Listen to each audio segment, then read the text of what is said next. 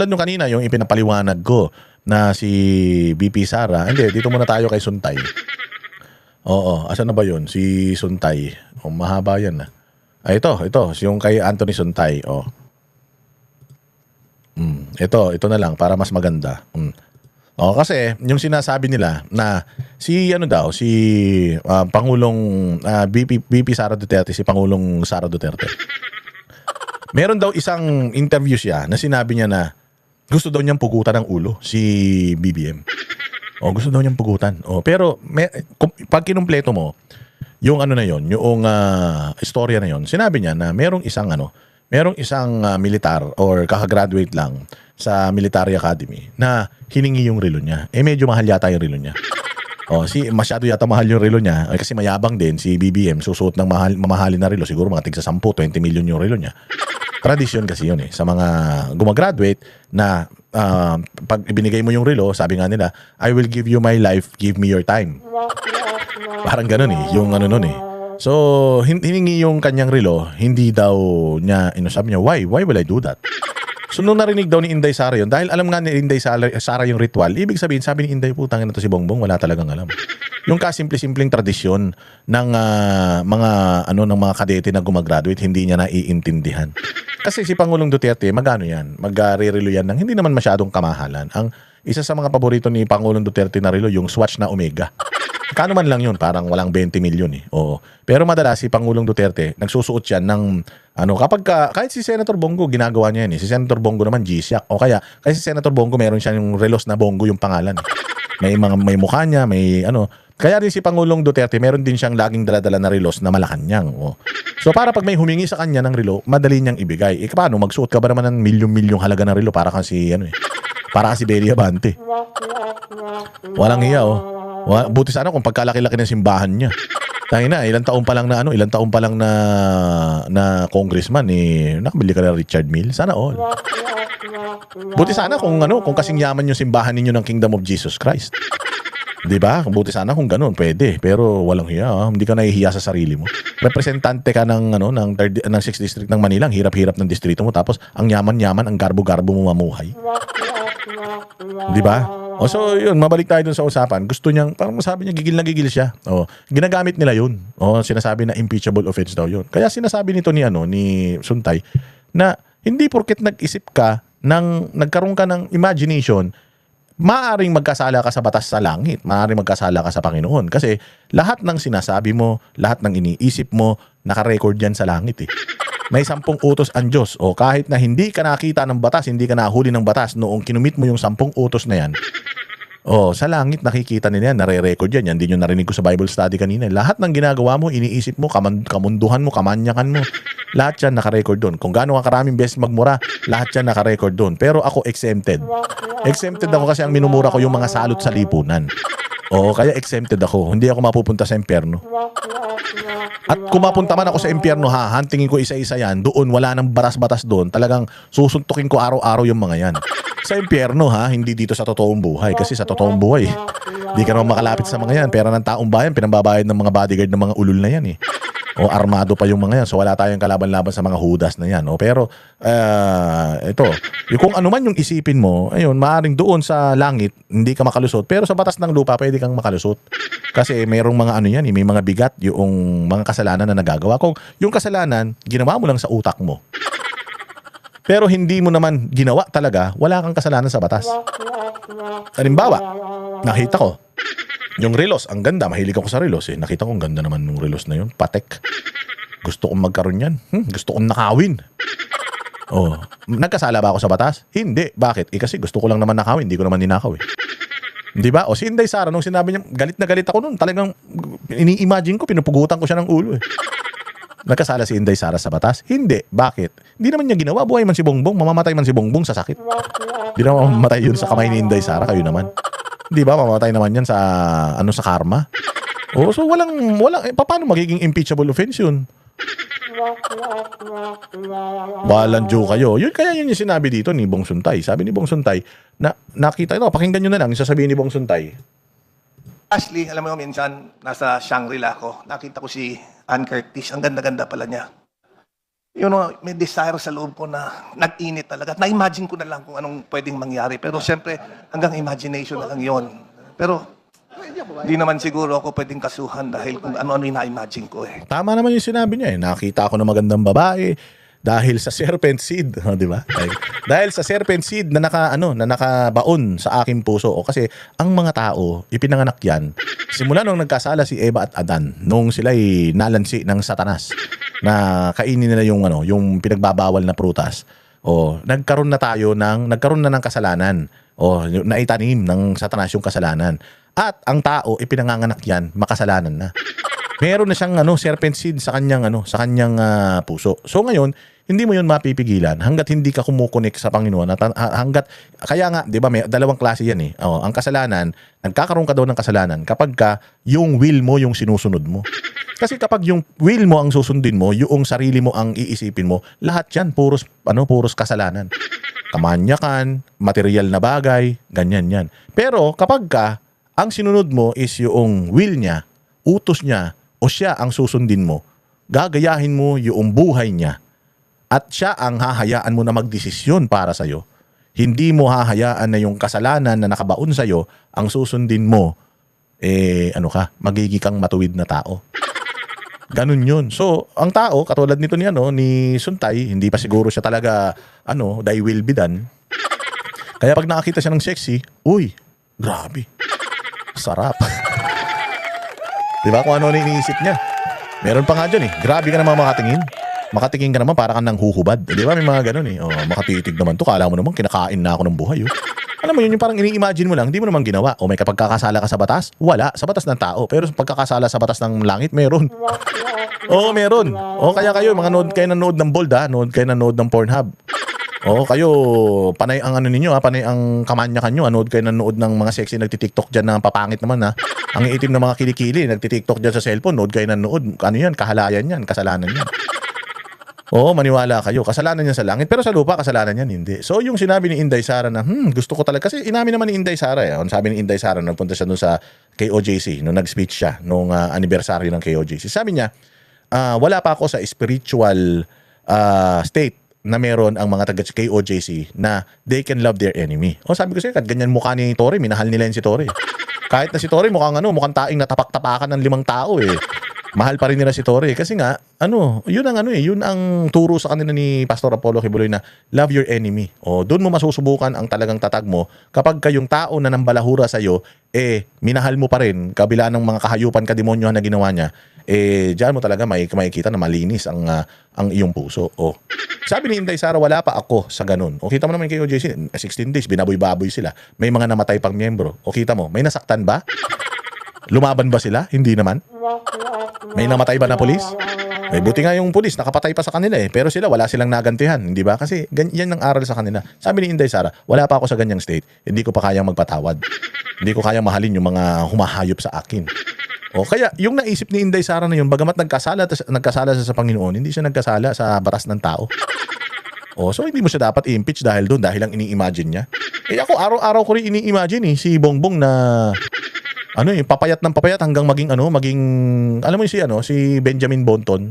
Benjamin Button ba yun, yung pelikula ni Brad Pitt na habang tumatanda siya, bumabalik siya sa pagkasanggol.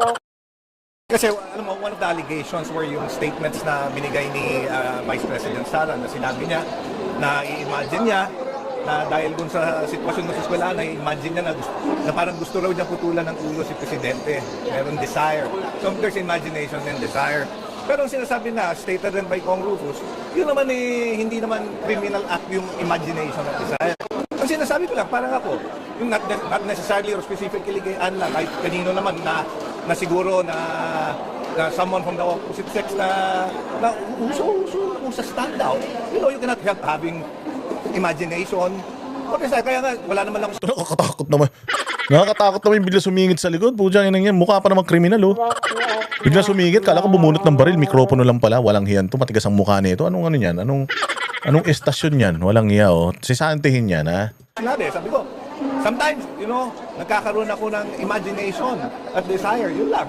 So there's nothing wrong. Kaya nga sinasabi ko, we cannot censure everything because it sets a bad precedent. Ibig sabihin, anong nakita dyan? Yung composition pala ng komite, pagka meron kahit na isang word lang na sabihin mo na hindi nila magustuhan, they can strike it out of the record. And this Ayun ang problema kasi dyan sa committee na yan. Committee de, ano yan eh, Committee de Linis-Linisan. Committee de Linis-Linisan, mapupunta sa langit-langitan. O akala nila pagpunta na doon, langit. Tanga, hindi langit yun, amoy gasolina yun. Loko-loko kayo. is the second time that they stuck out mga statements that I made, which are neither illegal, neither unlawful, but actually factual.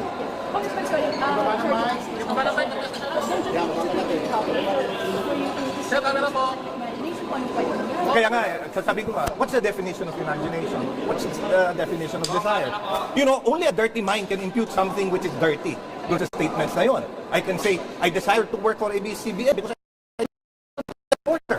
Is that criminal? Is that unlawful? Is that bad? Kung sasabihin ko, ay, desire ko maging agamulak, na-imagine ko sarili ko maging agamulak. Is that unlawful? Is that immoral? Saying those? Now, it depends on, siguro, pagka madumi yung isip mo, then sasabihin mo, ay, ano yan, immoral yan. But siguro, hindi madumi yung isip ko eh. Ako, I just know how to appreciate beauty. And kaya sinabi ko, minsan, nai-imagine ko rin ako si Aga Mulak eh. Nung bata ko, sinabi Oo, minsan nga ako nai-imagine ko. Magkasama kami sa isang isip. Sabi ko nga, di ba, si Inday Sara nung na-interview namin. At antayin nyo, mayroong part 2 yan. O, si Inday Sara nung in-interview nga namin, nag-imagine talaga ako para siyang kumikislap. Sabi ko, hi. Ay, ang ganda talaga ni Inday Sara. Siguro pag naamoy nito yung pabango ko, baka iwanan nito si Man Scarpio. Tatanggapin ko naman siguro yung mga anak niya. Kahit ilan yung anak ni Inday, siguro kahit dagdagan niya pa ng 5. Okay lang sa akin. Basta, kasi crush na crush ko talaga siya eh. Alam mo yun, may kasalanan ba ako?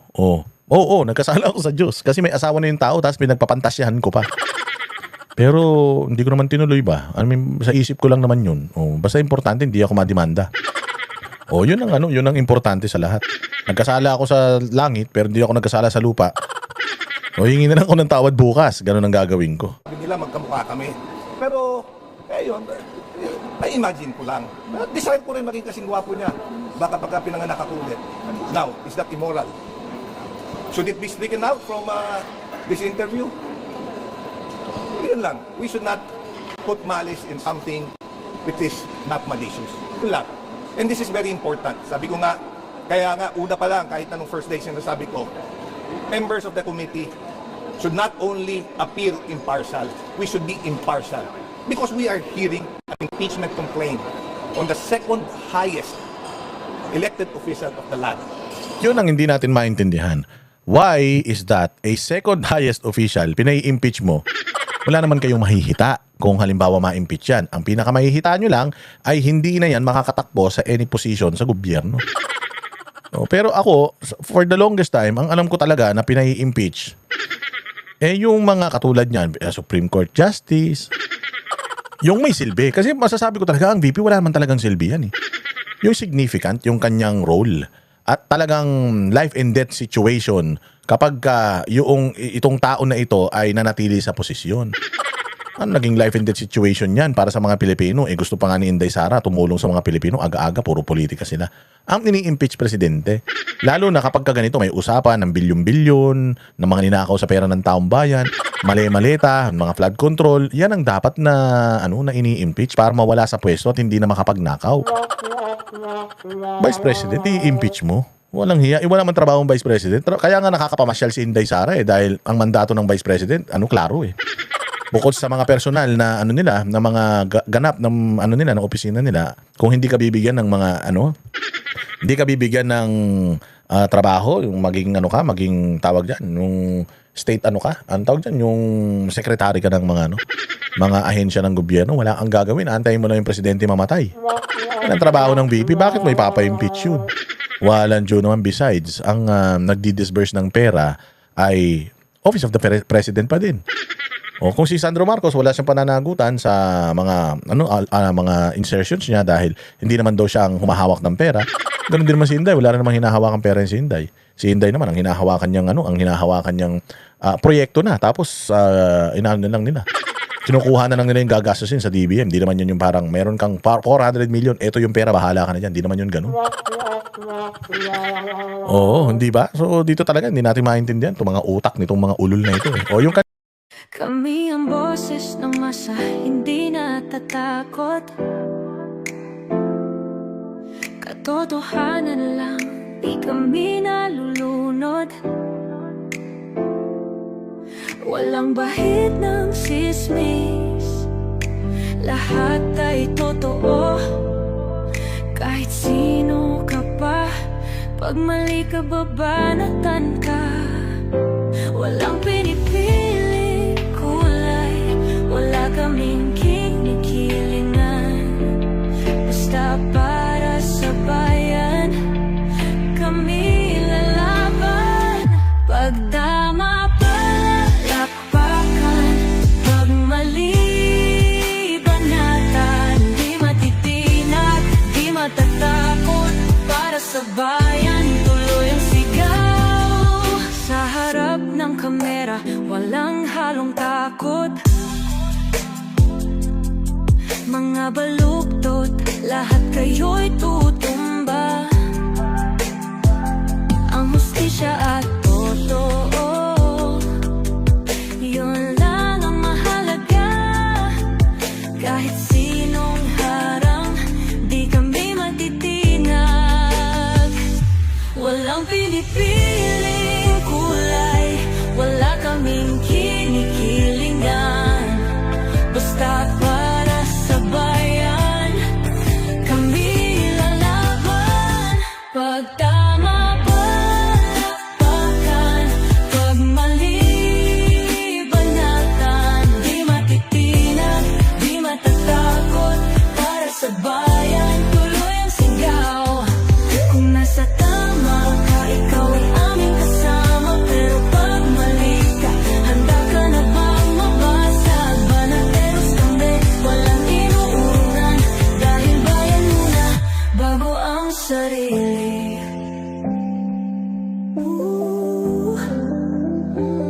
Bago ang sarili.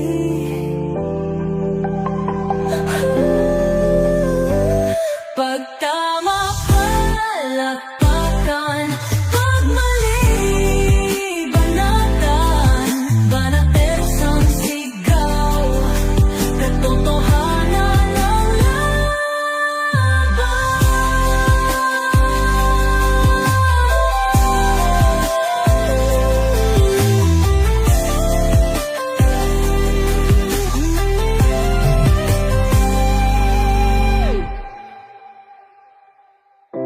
Sa harap ng